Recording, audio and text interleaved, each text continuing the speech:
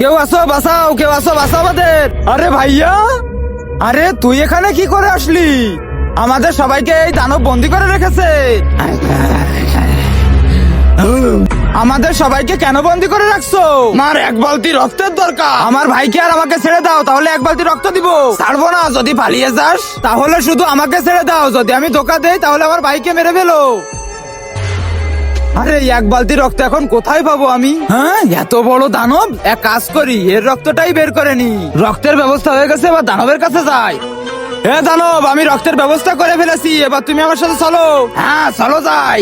দানব ওই দেখো, এক বালতি রক্ত। এত রক্ত কোথা থেকে পেলে? এত রক্ত ওই যে বড় মানুষের থেকে।